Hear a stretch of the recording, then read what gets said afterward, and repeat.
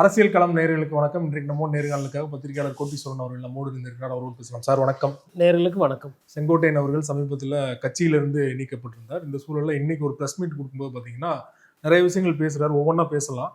குறிப்பா பாஜக தலைமையை கூப்பிட்டு தான் நான் டெல்லி போனேன். டெல்லி போய் சந்திச்சு அமித்ஷா அவர்களையும் நிர்மலா சீதாராமன் அவர்களையும் என்னை கட்சியை உடைக்கணும் அப்படிங்கிறதுக்காக கூப்பிடல, கட்சியை ஒருங்கிணைக்க என் மூலமா சொன்னாங்க, அதனால நான் பண்ணேன் அப்படின்னாரு. ஆனா என்னை கட்சியில நீக்கிட்டாங்க சொல்றாரு இல்லையா? எப்படி பாக்குறீங்க? ஒரு சீனியர் லீடர் இவர். நிறைய நேரத்தில் அம்மையார் ஜெயலலிதாவோட அரசியல் பார்த்துருக்கிறாரு, புரட்சித் தலைவர் எம்ஜிஆர் அவர்களோட அரசியல் பார்த்துருக்காரு. அவருமே ஒரு சீனியர் லீடர் தான், அதெல்லாம் டவுட் இல்லை. ஆனால் இவரோட அந்த தன்மை பாருங்கள், எவ்வளோ ஒரு சூழ்நிலை கூட எப்படி என்ன ஏதுன்னு தெரியாமல் பாரதிய ஜனதா கட்சி தமிழகத்தில் யாரெல்லாம் கை வச்சுதோ அவங்க எல்லாம் காலி. அதாவது அது சசிகலா அவர்கள் பிரச்சனை ஆகட்டும், ஓபிஎஸ் அவர்கள் ஆகட்டும், டிடிவி தினகரன் ஆகட்டும், கடைசியாக அண்ணாமலை ஆகட்டும், ஒரு விஷயத்தில் பாரதிய ஜனதா கட்சி உள்ளே பூந்ததுனாலுமே அவர்கள் தமிழக அரசியலில் தமிழகத்துக்கும் அவங்களுக்கும் ஒட்டும் இல்லை, செட்டு ஆகலை. அது யார் எடுத்தாலும் அது நம்ம வசூல் ராஜா படத்தில் சொன்ன இந்த சூட் கேஸ் தெரியும், அது என்ன பூட்ட கேஸ்ன்னு சொல்லி பிரேசி மோகன் கேட்பார். அந்த மாதிரி ஒரு கதை தான். அப்படி இருக்கும்போது இவர் தன்னை ஒரு மூத்த அரசியல்வாதின்னு காட்டிக்கிறவர். எம்ஜிஆர் காலத்தில் அரசியல் பண்ணிட்டு இருக்கிறேன் அப்படின்னு சொல்கிறவர் பாரதிய ஜனதா கட்சி கூப்பிட்டேன், நான் அதனால் போனேன் அப்படின்னா என்ன நடக்குமோ அது நடந்துச்சு. பாரதிய ஜனதா கட்சி இப்போ சொல்கிறேன், இப்போ இல்லை, நம்ம பல நாளாக சொல்லிட்டு இருக்கோம். பிஜேபி யாரெல்லாம் நம்பி மக்களை நம்பிக்காமல் மக்கள் பிரச்சனையை பேசாமல் ஆக்கப்பூர்வமான அரசியல் பண்ணாமல் ஆனாவுன்னா டெல்லிக்கு போனால் இதான் நடக்கும். நடுத்தெரு தான், அதில் டவுட்டே கிடையாது. நடுத்தெருக்கு வந்தோடனே நீங்கள் என்ன பண்ணுவீங்க? அது எனக்கு தெரியும், அவங்க என்னை கூப்பிட்டாங்க, இவங்க அதை சொன்னாங்க, இது உடஞ்சிரும், இது நாசமாக போயிடும், இது அதில் போயிடும், இப்படி ஒரு 2 மாதம் 3 மாதம் ஓடும். இல்லை இது மே மாதம் தேர்தல் கூட ஓடும். ஆனால் நடுத்தெரு தான். அதாவதுங்க, பாரதிய ஜனதா கட்சி தமிழர்களுக்கோ தமிழ்நாட்டுக்கு உண்டான அரசியல் பண்ணுறது கிடையாது. அதிமுகவோட சூழ்நிலை அவங்க கூட்டணியில் வச்சிருக்காங்க, அது அந்த கட்சியோட பிரச்சனை. ஏன் வச்சாங்க, எதுக்கு வச்சாங்கன்னு அதுக்குள்ளே போல. இவருக்கு எங்கெங்க போச்சு? இவர் எந்த கட்சியை சார்ந்தவர்? கமலாலயத்தில் என்ன வேலை இவங்களுக்கு? இல்லை டெல்லிக்கு போய் என்ன வேலை? அதிமுக பிளவுபடுது, இல்லை பிச்சுக்கின்னு போகுது, அதை சரி செய்ய வேண்டிய இடம் அதிமுக கட்சி நிர்வாகி. இவர் சீனியர்னா இவர் என்ன பண்ணிருக்கணும்? எதுவாக இருந்தாலும் இவருக்குள்ளே சண்டை போட்டுக்கலாம், இல்லை இவங்க கட்சிக்குள்ளே பேசிக்கிட்டான். நீங்கள் போயிட்டு டெல்லியில் போயிட்டு எனக்கு ஆள் தெரியும், நான் பேசிட்டேன், ஜி சொல்லிட்டாரு, ஜி பேச்சு கேட்கலன்னா என்ன ஆகும் அப்படி இப்படின்னு சொல்லிட்டு யாரோ ஒருத்தர் வேலை பார்த்தாங்க, அது போய் இவர் காவ ஆகிட்டாரு. அதாவதுங்க, இவ்வளோ பிரச்சனைக்கு நான் இன்னைக்கு அதிமுக பிளவுபட்டுருக்குன்னு சொல்கிறாங்களே, அது காரணம் யார்? பிஜேபி. இது புதுசாக சொல்லலை. என்டிஏ கூட்டணி போய் வச்சப்போ பிஜேபி தனியாக போனாங்க. அதுக்கப்புறம் வேறு ஏதோ பயத்தின் காரணமாக திருப்பி கூட்டணி வச்சாங்க. அப்போ கூட ஒரு வாய் திறக்கலையே. அப்போ அன்றைக்கெல்லாம் கம்மன் தானே இருந்தாங்க. இப்போ இன்னைக்கு ஒவ்வொன்றா வெளியில் சொல்கிறாருன்னா என்ன அர்த்தம்? அவங்களோட அழுக்குகளை, அவங்களோட பிரச்சனைகளை அவரே பொது வெளியில் சொல்கிறார். இதில் பெருமை வேறு அடைகிறாரு. அதாவதுங்க, இப்போ ஒரு நிர்வாகத்தில் நீங்கள் இருக்கீங்க, இல்லை நீங்கள் கட்சியில் இருக்கும்போதே ஏன் சொல்லலாம் கேட்டதுக்கு, நான் கட்சியில் இருக்கும்போது சொல்லியிருந்தா அன்னைக்கு என்ன கட்சியில் நீக்கிருப்பாரு சொல்கிறாரு இல்லையா? இப்போ என்ன பண்ணியிருக்கிறாங்க உங்களை? இப்போ நீக்கி தானே இருக்காங்க. அப்போ நீங்கள் யாருக்குமே உண்மையாக இல்லை, உங்களுக்கும் நீங்கள் உண்மையாக இல்லை, வீரமாக இல்லை. உண்மையிலே எம்ஜிஆர் காலத்து ஆள் நானே, எனக்கு பொன்மனச்செம்மல் விட்டு போன இந்த கட்சி முக்கியம், இந்த கொடி முக்கியம், இந்த சின்னம் முக்கியம்னா உண்மையை அன்றைக்கே சொல்லிக்கலாம்ல. இல்லை ஏதோ எதிர்த்து அரசியல் பண்ணிக்கலாம், ஏதோ ஒன்று பண்ணிக்கலாம்ல. இன்றைக்கி அப்போ யாரோ எடுப்பார் கைப்புள்ள மாதிரி தானே நீங்கள் இருக்கீங்க. இப்போ அதுதான் அவங்க என்ன சொல்கிறாங்கன்னா, உங்களை பிஜேபி ஆள் கூடன்னு சொல்ல, திமுக ஆளுன்னு சொல்கிறாங்க. அப்போ அதை எப்படி நம்ம கடந்து போக முடியும்? இவர்கள்லாம் சூழ்நிலைக்கு ஏற்றாற்போல் மாற்றி பேசுகிறவர்கள்லாம் அரசியல்வாதிகள். ஆனால் செங்கோட்டையன் கிட்டேருந்து இது யாருமே எதிர்பார்க்க, இவர் இந்த மாதிரி பண்ணுவாருன்ட்டு. இப்போ நான் உதாரணத்துக்கு சொல்கிறேன், திமுகவில் எவ்வளோ பேர் இருக்கிறாங்க. இப்போ அண்ணன் கே என் நேரு, இல்லை கனிமொழி அவர்கள், இவங்களுக்கெல்லாம் நான் எந்த பிரச்சனையுமே இல்லையா, 24 மணி நேரமும் சந்தோஷமாக எந்த பிரச்சனையும் இல்லாமலாம் இருக்கும். எதுக்கு இருக்கிறாங்க? ஒரு கட்டமைப்பு, ஒரு கட்சினா இப்படி தான் இருக்கணும். உள்ளுக்குள்ளே 1000 பிரச்சனை இருக்கணும். அதை நீங்கள் உங்களுக்குள்ளே பேசி தீர்த்துக்கணும். இப்போ தயநிதி மாறனுக்கும் ஆராசாக்கும் ஒரு காலத்தில் எப்படி இருந்தது? இவர் தான் அவரோட ஃபைல் எல்லாம் தூக்கி வெளியில் விட்டாரு அப்படின்லாம் ஒரு விமர்சனம் வந்தது இல்லையா? ஆனால் இன்றைக்கி என்ன பண்ணுறாங்க? மேடையில் பார்க்கும்போது ஆனால் நல்லா இருக்கீங்களாண்ணா, போனீங்களாண்ணா, வந்தீங்களாண்ணா அப்படின்னு தானே இருக்காங்க. ஏன் அப்போ உங்களுக்கு ஏன் அந்த இது வர மாட்டேங்குது? யாரோ டெல்லியிலேருந்து கூப்பிட்டு ஹிந்தியில் சொன்னால் உங்களுக்கு தமிழ்நாட்டில் இருக்கிறவங்களோட ஹிந்தியில் ஜி சொல்கிறது உங்களுக்கு முக்கியமாக போச்சு. அப்போ மக்கள்லாம் இதை பார்ப்பாங்க. நீங்கள் அதாவது எனக்கு எடப்பாடி பழனிசாமியோட 1000 கருத்து வேறுபாடு இருக்குது, அவர் இந்த கட்சியை நடத்துறது சரியில்லை அப்படின்றது ஒரு தன்மை. ஜி சொன்னார் அதனால் நான் போனேன்னா அதிமுக தொண்டர்கள் உங்களை ஏற்றுக்க மாட்டாங்க. உங்களுக்குள்ள தான் பிரச்சனை, தலைவர்களுக்குள்ள தான் பிரச்சனை. அதிமுக தொண்டர்களுக்கு ஒன்றும் பெரிய பிரச்சனை கிடையாது. தொண்டர்கள் பெரும்பான்மைன்னு அங்கே தானே இருக்கிறாங்க, எடப்பாடி பழனிசாமி கூட தானே இருக்காங்க. அதனால் அதெல்லாம் இவர் தொடர்ந்து இன்னும் ஒரு 3 நாள் 4 நாள் இதை பேசிகிட்டு இருப்பார். கோயம்புத்தூரில் பெண்களை கடத்துவாங்க, அதை பற்றி பேச மாட்டாங்க. விவசாயம்லாம் அங்கே கொள்முதல் இன்னமும் நின்று போயிருக்கு. நாகப்பட்டினத்தில் பிரச்சனை இருக்குது, திருவாரூரில் பிரச்சனை இருக்குது, அதை பேச மாட்டோம். அப்புறம் மழைக்காலம், மழைக்கு போதிய நிவாரணம் கிடைக்குமா, என்ன பிரச்சனை, எல்லாமே பத்திரமா பண்ணியிருக்காங்க, அதை பேச மாட்டோம். மக்கள் அரசியலையே பேசாமல் பொழுதுக்கும் இன்னைக்கு தேதியில் எடப்பாடி பழனிசாமி முதலமைச்சரோ பிரதமரோ கிடையாது.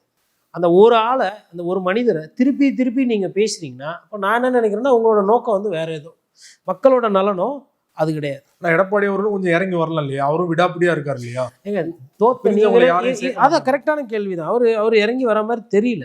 ஒரு விஷயம் யோசிச்சு பாருங்களேன், அவர் வந்து காந்தியடிகள் கிடையாது இறங்கி வர்றதுக்கு. அவரும் இவங்கள மாதிரி அரசியல்வாதி தான். நீங்க என்னெல்லாம் அரசியல் பண்ணீங்களோ அதுல இருந்து வந்தவர் தான் அவரு. இப்போ இன்னைக்கு வந்து நீங்க வந்து எடப்பாடி பழனிசாமி கிட்ட தேர்தல் ரீதியா, அதாவது உட்கட்சி தேர்தலில் அந்த கட்சிக்குள்ள இருக்கிற அந்த நம்பர்ஸ் இருக்கு இல்லைங்களா, ஒரு 10,000 தொண்டரோ இல்லை ஒரு 10 லட்சம் தொண்டரோ இல்லை ஒரு கோடி பேரோ ஏதோ ஒரு நம்பர் வச்சுக்கோங்க. அந்த தொண்டர்கள் அவர்களுக்குள்ள இருக்கக்கூடிய அந்த அமைப்பு ரீதியா இருக்கவங்க, மாவட்ட செயலாளர், அப்புறம் பொதுக்குழு உறுப்பினர், செயற்குழு, அவங்க கிட்ட நீங்க தோத்தீங்களா இல்லையா? அங்க தோத்துட்டு எங்க சரி செஞ்சிடணுமோ அங்க சரி செய்யல. இது இப்போ பேசப்பட வேண்டிய பிரச்சனையே கிடையாதுங்க.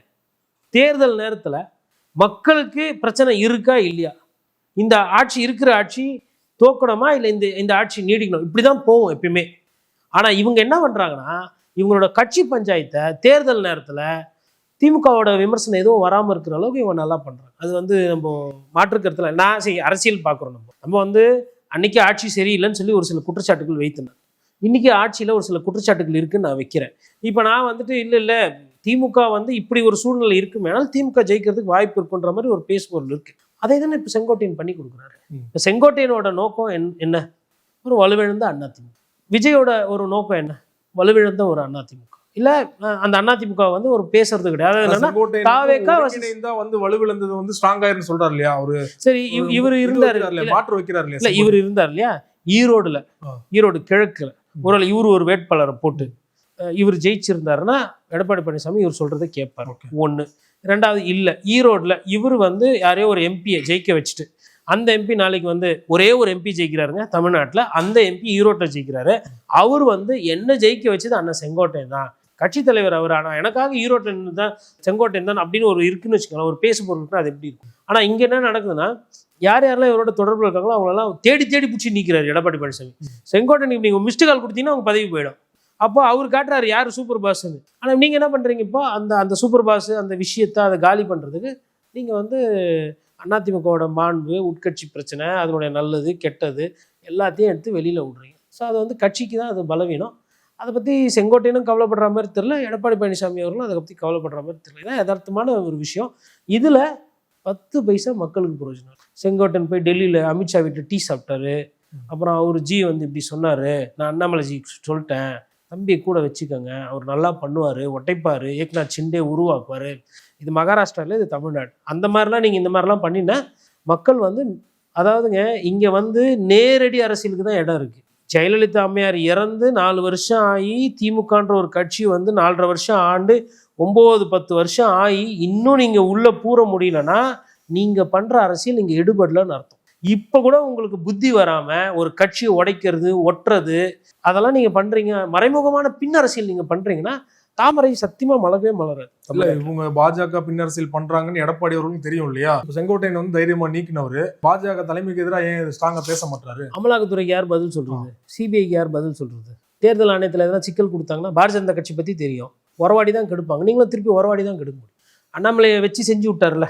சரி, எடப்பாடி பழனிசாமி வந்து எப்படின்னா டைம் எடுக்கிறாரு, எல்லாத்துக்கும் டைம் எடுக்கும். இதே தானே செங்கோட்டையன் இப்போ கொடுக்குற கொச்சலை விட அண்ணாமலை கூட கொடுத்தாருல, இதை விட கூட்டணியில் இருந்துக்கிட்டு அண்ணாமலை முடிச்சு விட்டாருல, இப்போ செங்கோட்டையன் முடிச்சாரு, ஒவ்வொருத்தராக முடிப்பார்.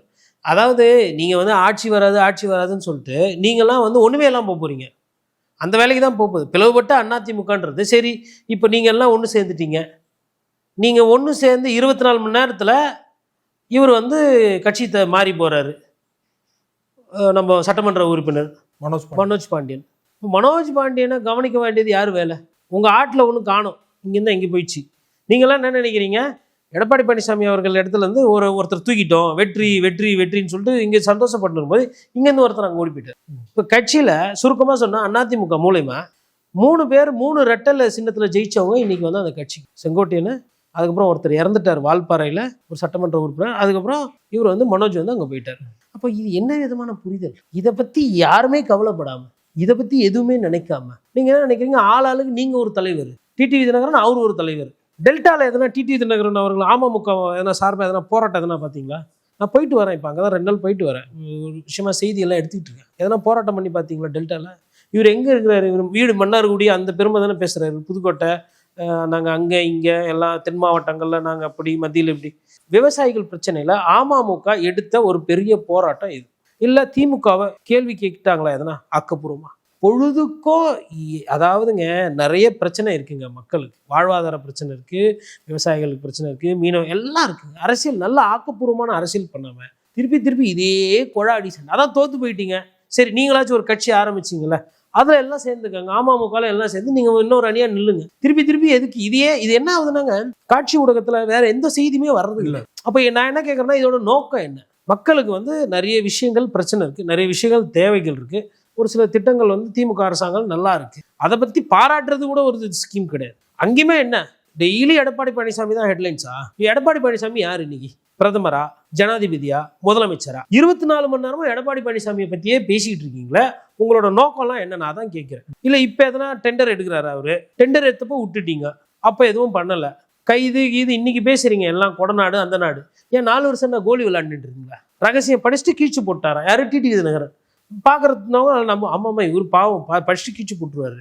ஞாபகம் வச்சு பேசக்கூடிய தன்மை படைத்தவர் தான் ஐயா டிடி விதிநகரன். அப்போ கட்சி அரசியலில் தோத்து போனவர்கள் பொது அரசியலில் தேர்தல் நேரத்தில் மக்களோட அரசியல் பேசாம அவர்களோட சொந்த பிரச்சனையை அவர்களோட சுய லாபத்துக்காக பார்க்குறாங்க, பேசுறாங்கன்றத நான் புரிஞ்சுக்கிறேன். இதுல எல்லாரும் அடங்குவோம். அப்போ இன்னைக்கு என்ன நிலைமை? விஜயால பிரச்சாரம் பண்ண முடியல, எடப்பாடி பழனிசாமியால பிரச்சாரம் பண்ண முடியல. விஜய் அந்த பிரச்சனை நடந்ததுக்கப்புறம் முதல்வரும் எங்கேயுமே போய் பிரச்சாரம் பண்ணல, உதயநிதி எங்கேயும் போறதில்ல. ஒரு அரசியல்வாதிகள் போய் மக்களை போய் சந்திச்சு, உங்களுக்கு இந்த திட்டத்துல காசு வந்துச்சா, என்ன குறை இருக்கு, உங்களோட ஸ்டாலின் நல்லபடியா போதா, அதுல என்ன நல்லதா இருக்கா கெட்டதா இருக்கா, இல்லை பெண்களுக்கு 1000 ரூபாய் எல்லாருக்கும் வந்துச்சா? திமுக அந்த அரசியலை பண்ணும், மக்கள் நலன் அந்த அரசியல். அதிமுக போய் ஒருவேளை குறை இருந்தால் அதை எதிர்த்து அரசியல் பண்ணும். தாவேக்க இவங்க 2 பேருமே மோசங்க, இவங்க 2 பேருமே ஊழல்வாதி, மக்களை சந்திக்கணும். இதை பண்ணுறது கிடையாது. நம்ம என்ன பண்ணுறோம்? உட்காந்துக்கிட்டு இது பத்திரிகையாளர் சந்திப்பு தான் அரசியல். ட்வீட் போடுறது, அறிக்கை விடுறது, அதுக்கப்புறம் நான் அன்னைக்கே சொன்னேன், அம்மா அவர்கள் வழியில் நாங்கள் வந்தோம், இது ஜெயிக்கவே ஜெயிக்காது. சரி, நீங்கள் ஜெயிச்சிருவீங்க அப்படியே. அதனால் இவங்க அதிமுகவோட பொதுச் செயலாளர் ஆகிறது யாருன்ற ஒரு சண்டை நடந்தது. இவங்க எல்லாருமே 2026 ஒரு சட்டமன்ற தேர்தல் இருக்குன்றதே மறந்துட்டு செயல்பட்டுக்கிட்டு இருக்காங்க. இப்போ நீங்க சொன்னீங்க இடையில பேசும்போது செங்கோட்டையன் அவர் ஒரு எம்எல்ஏவையோ ஒரு எம்பியவையோ ஜெயிக்க வச்சிருந்தா அவர் பேசலாம்னு சொன்னாலுமே, எடப்பாடி அவர்கள் தலைமை ஏற்றதுக்கு அப்புறமா நடந்த சட்டமன்ற தேர்தலில் மட்டும் ஒரு கணிசமான வெற்றி பெற்றாலுமே அதற்கடுத்து ஒரு 10 தோல்வி பழனிசாமி அப்படிங்கிற ஒரு பேர் இருக்கு இல்லையா? ஸோ அவருமே வெற்றி பெற்று தர முடியல அதிமுக அப்படிங்கிற ஒரு ரெட்டலை சின்னத்தை வச்சு. ஸோ அதனால அவருடைய தலைமை பண்பு சரியில்லை அப்படின்னு கேள்வி எழுப்புறாங்க இல்லையா? ஏன் ஒண்ணு நீங்க உங்க தலைமையில ஜெயிக்க வைங்க, இல்லைனா எல்லாத்தையும் ஒன்றிணைந்து ஜெயிக்க வைங்க. நீங்க 2மே பண்ண முடியலன்னா நீங்க எதுக்கு தலைமையில் இருக்கணும் அப்படிங்கிற அவங்க கேட்கிற கேள்வி நியாயமான கேள்வி தான். ஆமா, 10 தேர்தலில் தோத்தா யாரா இருந்தாலும் கேள்வி கேட்பாங்க, அதுல டவுட்டு கிடையாது. கஜினி முகமதுக்கும் 14 போரில் தோல்வி வந்தது இல்லைங்களா? 13 வரலும் கேட்டிருப்பாங்க, கிண்டல் பண்ணியிருப்பாங்க. 14 ஜெயிச்சவன தான் கஜினி முகமது. அதனால 10 தோத்துருக்காரு, 11 தோத்துருக்காருன்னா அது கண்டிப்பாக கேட்க தான் செய்வாங்க. இப்போ அதிமுக நிர்வாகிகளுக்குமே உள்ளுக்குள்ள என்ன தொடர்ந்து தோக்குதுன்றது அது ஒரு சந்தோஷம் தானே. பட் ஆனால் நீங்கள் ஜெயிக்கிற மாதிரி வழி எதுவும் நீங்களும் சொல்லலையே. எல்லாம் சேர்ந்தா ஜெயிக்கலான்றாங்கல்ல இவங்க. எல்லாம் சேர்ந்தா ஜெயிக்கலாம். சரி, தேர்தல் வேலை நீங்கள் பார்த்துருக்கலாம்ல. உங்கள் கட்சி 3வது இடம் போச்சு, அதுக்கு எத்தனை பேர் தார்மீக அடிப்படை நீங்கள் எடுத்தீங்க? எல்லாம் என்ன நினைக்கிறாங்கன்னா, அதிமுகவில் கூட்டணி அமைஞ்சா நம்ம ஜெயிச்சிடலாம், போய் மக்களை போய் சந்திச்சு உழைக்கிறதுக்கும் நிறைய பேர் தயாராக இல்லை. அதான் நிதர்சனமான உண்மை. அதனால உட்காந்துக்கிட்டு என்ன பண்ணுறதுனா, செங்கோட்டை என்ன சொல்கிறாரு, டிடிவி என்ன சொல்கிறாரு, சசிகலா அம்மா என்ன முடிவு எடுக்கிறாங்க, அப்புறம் விஜய் வராரா வரலையா, ஓட்டு போட போகிறது யாரு? மக்கள் தான். நீங்கள் என்ன பண்ணணும்? போய் மக்களை போய் செய்யணும். இந்த வேலையை பண்ணாமல் பொழுதுக்கும் உட்காந்து இப்படியே குண்டு செட்லேயே இதே பழைய அரசியல் புளிச்சு போச்சு இல்லை. அம்மையார் ஜெயலலிதா செத்ததுல இருந்து இந்த பஞ்சாயத்து ஓடுதுல்ல. ரவுண்டாக ஒரு வருஷமா தோத்திங்களா இல்லையா? டிடி தினகரன் தோத்தாரா இல்லை? ரெட்டலைக்கு என் மேலே காசு கொடுத்ததா ஒரு வழக்கு அப்படின்ட்டு அதெல்லாம் அப்படியே கடந்து போகிறாரு.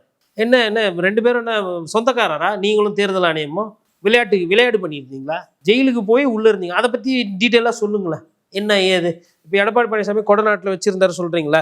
நீங்கள் இதை பற்றி பேசுங்க. இல்லை அவராச்சும் இதெல்லாம் பேசணும். இனிமேல் எடப்பாடி பழனிசாமி அமைதியெல்லாம் இருக்கக்கூடாது. ஒரு சில விஷயம்லாம் கேட்குறாரு. இப்போ நீங்கள் சிபிஐ கேட்குறீங்க இந்த கரூர் சம்பவத்துக்கு, எடப்பாடி அவர்கள் அப்போ சிபிஐ கேட்டிருக்க வேண்டியது அப்படின்றாரு இல்லையா? அவர் மேலே தப்பு இருக்கனால தான் அவர் கேட்கல. அவரு எதுக்கு அவர் சம்பந்தமான விஷயங்களை கேட்டு செங்கோட்டையன் கேட்பாருங்க. செங்கோட்டையனுக்கு இது அவர் டைரக்டா நேர்முகமா இல்லை, அவருக்கு இது புரியறதுக்கே 4.5 வருஷம் ஆகுது. அதுக்கப்புறமா வந்து அங்கே இருந்தப்போ 4.5 வருஷம் அனுபவிச்சுட்டு 4 வருஷம் பதவி அனுபவிச்சுட்டு அதுக்கப்புறம் திமுக ஆட்சிக்கு வந்ததுக்கு பிறகு ஒரு 4 வருஷம் பதவி அனுபவிச்சுட்டு 8 வருஷம் கழிச்சு உங்களுக்கு ஒரு வீரம் வருதுன்னா அதுக்கு பேர் வீரம் கிடையாது. அது பேர் உங்களுக்கு வந்ததெல்லாம் போதும், நீங்கள் அனுபவிச்சுட்டு நல்லா வேலை முடிஞ்சோடனே இன்னைக்கு காங்கிரஸ்ல ஒரு சில பேர் அமைச்சராக இருந்தாங்க. இன்னைக்கு பாருங்க காங்கிரஸ் கட்சிக்கு அவங்களுக்கும் சம்மந்தம் இல்லாத மாதிரி கை கட்டியிருப்பாங்க. அவங்க விமர்சனம் பண்ணாமல் அமைதியாக நீங்கள் விமர்சனம் பண்ணு. இப்போ இது என்ன வேலை? இது ஏறி வந்த ஏணி எட்டு, அது சீனியர்ன்றாங்களே. உங்களுக்கு எடப்பாடி பழனிசாமி அவர்கள் பதவி கொடுத்தாரா இல்லையா? உங்களை முதலமைச்சர் ஆக்கல, சரி முதலமைச்சர் உங்களுக்கு வந்தது ரைட், ஏன் ஆகல? செங்கோட்டையன் வந்து நான் தான் முதலமைச்சரா எடப்பாடி அவர்களை முன்மொழிந்தேன்றாரு. ஆனா எடப்பாடி அவர்கள் நான் தான் வந்து அம்மா அவர்கள் நீக்கினாங்க, நான் தான் அவர் அமைச்சராக்குனேன்னு சொல்றாங்க. மாத்தி மாத்தி இப்படி குற்றம். ரெண்டுமே உண்மை தானே. அதாவது முன்மொழியறது ரொம்ப முக்கியம் இல்லை, மொய் எழுதுறது யாருன்றது தான் முக்கியம் அரசியல்ல.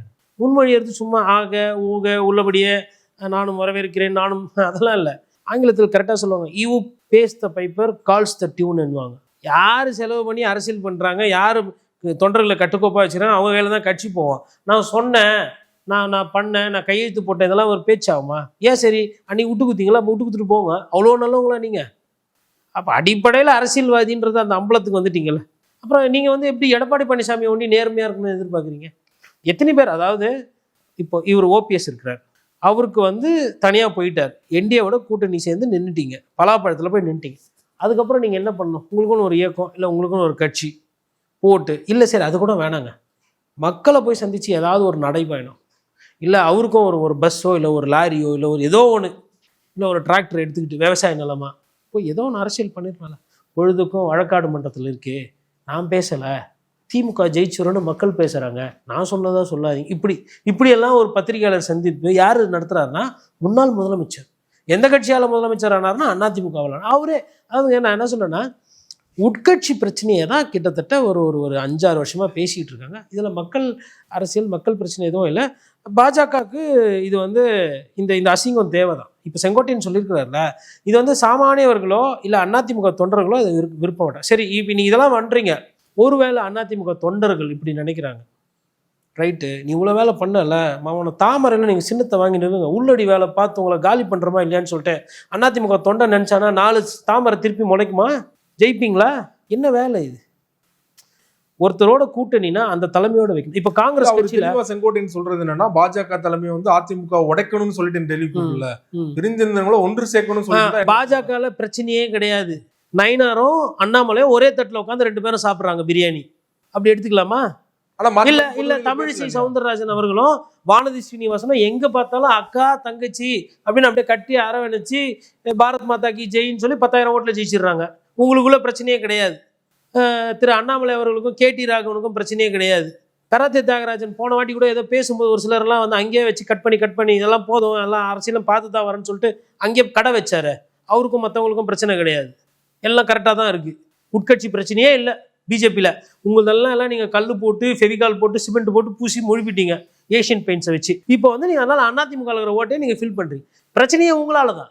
வந்தமா கூட்டணியில் இருந்தமா போயிட்டே இருந்தால் நீங்கள் இந்த பிரச்சனை கிடையாது. அன்னைக்கும் சசிகலா அவர்களை நீங்கள் தான் அதுக்கப்புறம் டிடிவி தினகரன் நீங்கள் பண்ணீங்க. அதுக்கப்புறம் எடப்பாடி பழனிசாமியை முடிக்கிறதுக்கு பார்த்தீங்க, உஷாராயிட்டார் மனுஷன், தப்பிச்சு ஓடி போயிட்டு கூட்டணி விட்டு எஸ் ஆனார். அதுக்கப்புறம் சரி இது செட் ஆகாது போல் நம்ம போவோம் அப்படின்னு சொல்லி இப்போ பயணம் பண்ண வரும்போது திருப்பி மறுபடியும் இதே வேலையை பண்ணுறீங்க. இவரை கூப்பிடுறது அவரை கூப்பிடுறது, இன்னொரு ஏக்நாத் ஷிண்டே ட்ரை பண்ணலான்றது, தங்கமணியை கூப்பிட்டு பார்க்குறது, வேலுமணியை கூப்பிட்டு பார்க்குறது, என்ன வேலை இது? ஓட்டு போட போகிறது மக்கள் தான். நீங்கள் எத்தனை பேரை பார்த்தீங்கனாலும் எத்தனை பேரை சைடில் போய் பார்த்தீங்கனாலும் ஆக போகிறது கிடையாது. மக்களுக்கு உண்டான சிந்தனை என்ன, மக்களுக்கு உண்டான திட்டம் என்ன? குறைஞ்சபட்சம் பெட்ரோல் விலையை குறைச்சிருந்தா கூட 10 பேர் ஓட்டு போடுவான். ஜிஎஸ்டியை சொல்கிறாங்க ரிஃபார்மா. இவங்க சொல்கிற வார்த்தைகள் ஆங்கிலத்தில் பயன்படுத்துகிற வார்த்தை ரிஃபார்ம்னா என்ன? ஒரு விஷயத்தை மாற்றி ஒரு புரட்சியோ இல்லை ஒரு நல்லதையோ செய்யறது. மக்களை கொஞ்சம் கூட மனசாட்சி இல்லாமல் வரி போடுறது எப்படிங்க ரிஃபார்ம் ஆகும்? டிஜிட்டல் இந்தியான்றாங்க. டிஜிட்டல் இந்தியானா என்ன? உங்களுக்கே தெரியாமல் உங்கள் காசாக எடுக்கிறது, பேங்க்லேருந்து எடுக்கிறது, ஏடிஎம்லேருந்து இ சர்வீஸ்ன்னு எடுக்கிறது, கிரெடிட் கார்டுக்கு எடுக்கிறது, எல்லாத்துக்கும் கொஞ்சம் கொஞ்சமாக டிஜிட்டலாக எடுத்தால் தெரியாது. ஒரு டிரான்சாக்ஷனுக்கு காசு என் பணத்தை வச்சு தான் பேங்க் வியாபாரம் பண்ணுறான். அந்த பணத்தை போய் நான் பேங்க்லேருந்து ஒரு 4 வாட்டி 5 வாட்டி எடுத்தேன்னா அதுக்கு டெபாசிட் சார்ஜ். இதெல்லாம் தான் டிஜிட்டல் இந்தியா. அப்புறம் ஃபாஸ்டேக், அதாவது நான் பயன்படுத்துகிறனோ இல்லையோ நான் பணத்தை போட்டு வச்சுக்கணும், டெபாசிட் மினிமம். இன்னொன்று, முன்னாடியெல்லாம் வந்து போயிட்டு நீங்கள் ரிட்டர்ன் வரீங்க 24 ஹவர்ஸ்னால் டபுள் பாஸ் எடுக்கலாம், அதுக்கு டிஸ்கவுண்ட் இருந்தது. அதை காலி பண்ணிட்டீங்களா? இதுதானே நீங்கள் பண்ணுறீங்க. இந்த அரசியலை பண்ணிவிட்டு நீங்கள் எந்த மூஞ்சை வச்சு போய் ஓட்டு கேட்பீங்க மக்கள்கிட்ட? அதுவும் தமிழகத்தில் வந்து நீங்கள் கொடுக்க ரேஷன் அரிசி அங்கெல்லாம் கொடுக்குறீங்க, ஃப்ரீயாக கொடுக்குறீங்க, அதெல்லாம் இங்கே பார்த்தாச்சே. ஐயா அறிஞர் அண்ணா காலத்துலையும் எம்ஜிஆர் காலத்துலையும் வேணும் வேணான்ற அளவுக்கு அதெல்லாம் சரி செஞ்சுட்டாங்கல்ல. அப்புறம் கலைஞர் ஒரு சில திட்டங்கள் கொண்டு வந்தார், அம்மையார் ஜெயலலிதா கொண்டு வந்து. நீங்கள் என்ன திட்டம் வச்சிருக்கீங்க, என்ன சிந்தனை வச்சிருக்கீங்க, என்ன கொள்கை வச்சிருக்கீங்க? அது பண்ணாமல் இந்த மாதிரி உள்ளடி வேலைலாம் பண்ணால் உங்களை வந்து யாருன்னா இங்கே இருக்கிறவங்க இது பண்ணுவாங்களா? நாளைக்கு கொஞ்சம் சீட்டு கூட வந்துச்சுன்னா ஃபர்ஸ்ட் எடப்பாடி பழனிசாமி கூட்டணி விட்டு வெளில போவார்.